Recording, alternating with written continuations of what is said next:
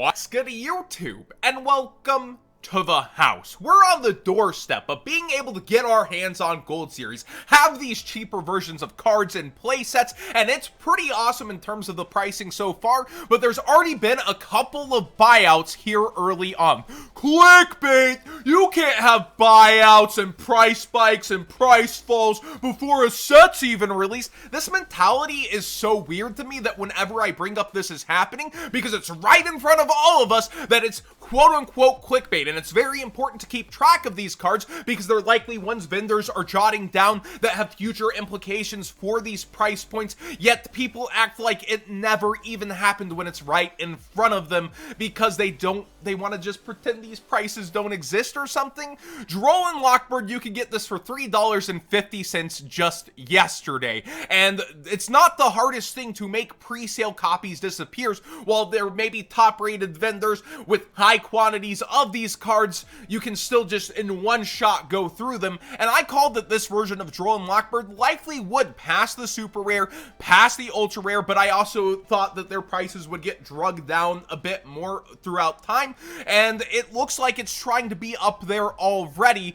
with an early buyout. Totally Awesome also joins this with its gold letter rare being one of the only ones anticipated to be money at all, and is relisted at around $7, $8, very few listers but very high quantities on these after it was, what, $2 originally when we were talking about it. And I don't know what this tab is. I was gonna talk Trickstar Reincarnation. It has very few willing sellers at this, but it's actually at a decent price point, so it's something to pay attention to also. When it comes to maximum gold, the prices aren't set in stone because Tier 0 or Yu-Gi-Oh! Daily offered great prices. In fact, their early prices on Harpy Feather Duster had to go up, and it's barely gone down on TCG Player. They're now at $9 over here on their site, and then you can use code What'sGood5 to support the channel and get yourself 5% off. And we've seen other price increases, like they had Droll and Lockbird cheaper originally as well. It's cheaper than TCG Player at $7, but they still have to increase their prices a little to keep stock while still beating the rest of the market on the prices. But we've seen several things go up already, and it wouldn't surprise me if other things followed suit, like, oh, I think this is super undervalued in the gold set, I'm gonna buy a ton of it. Well, there's going to be so much competition on the set, we will see prices re-fall down, yes, but in this flash pan of a moment and the early goings, it is of note what's running out. What are people going for early? What's going to happen here? And Droll felt heavily underestimated, underpriced, and we're seeing an early reaction to that. So what do you guys think of what's going on here? Yes, news of buyouts before sets even out, or news of price falls and the price going down before set is out, both are actually notable in price trend history, in my book at least. And also remember to shop Yu-Gi-Oh! Daily, see their prices, and always take the best deal for you. If you have a better deal somewhere else, let me know, because I'd actually like to know. These guys have been doing a great job of keeping up with the market and being sure to undercut pieces of it,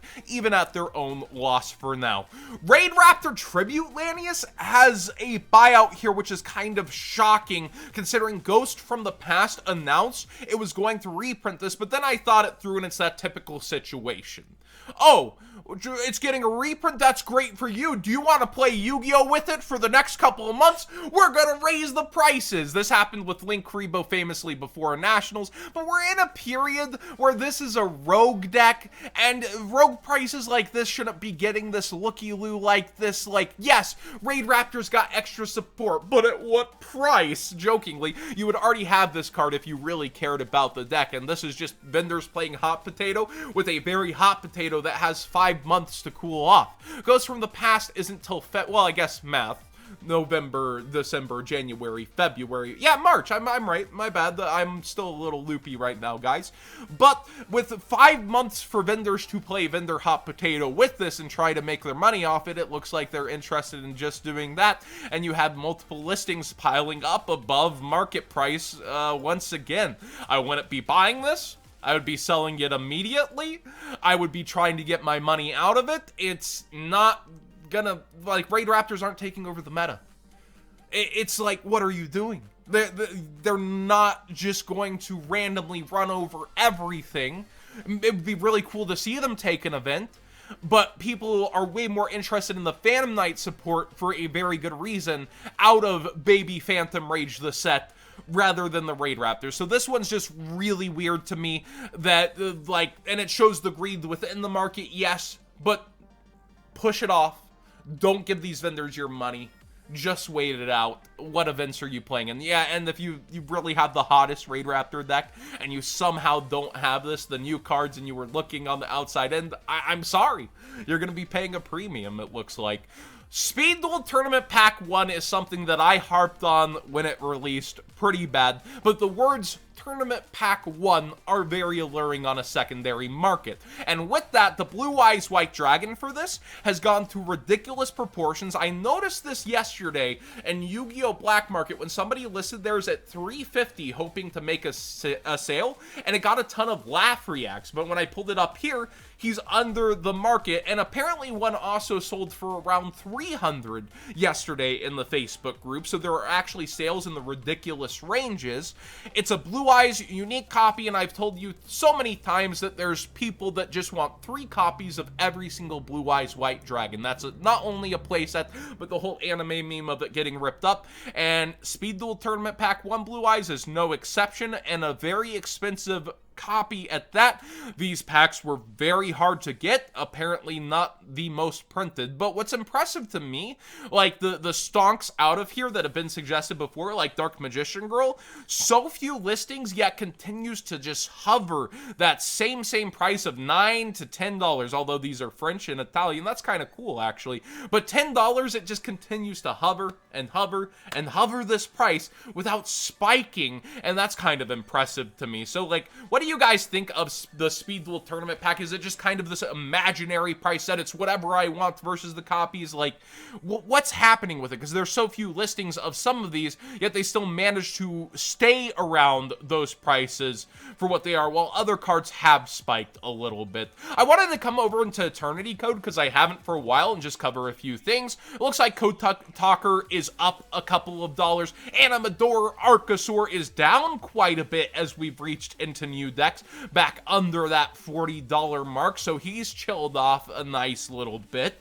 And then Chamber Dragon made up a couple dollars. I wanted to get down into the ultras though, because I don't remember a lot of these being around here. I said, hey, get these at $1, that's way too cheap. Now we see the lowest Croco Dragon looks to be at around $3 freaking dollars. It has gone up over time, and a lot of the other ultras have crept on up while I haven't been looking too much at the set. Machina Metal Cruncher, there's a ton of Machina support, and then Madolche Salon around $5 makes a lot of sense because you have so much new Madolche reprints here and there and pretty much everywhere that people would want to go get the actual support, and it's quickly $5 and almost even towards $6. With this card though, this isn't a I've got my copies, they're gonna go up so much. They're gonna be up for reprints in a mega pack. So this isn't like the even indefinite highest rarity of this card, although it looked pretty sick as a super rare too. I really do like super rare spells depending on what they are. So Madolche Salon is definitely up for a reprint at some point, and not just going to go infinitely towards the moon. And we covered Fusion Deployment going up on last Market Watch. A lot of people quoting that Team Samurai X1 had a profile that revolved around it being the flashpoint for the buyout. I would find that funny if true. But yeah, look, I would check out Eternity Code and cards. A lot of them seem to be creeping and trekking back upwards in this little middle range of the set. Mystic Mine Prismatic Secret Rare has fallen onto my radar. It's only gone up for the most part over time, and the super's about the same price. I hate to say this, but if Konami's not going to touch this card, this is actually a relatively good investment long term. I would love for it to be on Konami's ban list or limit list radar. I would love for it to get touched, but it doesn't seem like they're going to. So as much as it pains me to say it, Mystic Mine is probably a good investment at this point, especially for the secret rare. Number 60 has been going up it's slowly versus its market price. So I believe I've covered this when it was 3, when it was 4, it creeped up to 5.50, and now it is towards $6. It's definitely an interesting combo piece. It's found its ways in and out of the metagame. I like this card a lot. It's a number as well, and the only printing of this number monster. Pay attention to this one.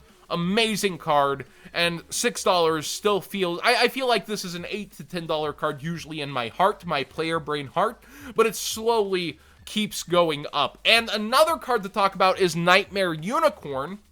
It has its ultra rare and secret rare only printings and will now probably become the top card of the mega pack, considering Boral Sword got a alternate art reprint, giving way more copies into the market, which will drag all of its prices down. So I think that this card will soon top the mega pack in its ultra rare form, but if I was going for either version, I would 100% go for Secret First Ed. While you're spending probably you're actually spending a little less than double in price versus that $12 market price. You see the Unlim stack up at 16, 17, but the first edition starts at 21 here, and I'll call blackjack on that, 21. I think that it's a really good price for it versus what it will fall down to if there was another reprint, whereas the Ultra would probably tank. So first set original, really good price versus the Ultra Rare to get it at right now. I would definitely consider getting that sooner than later.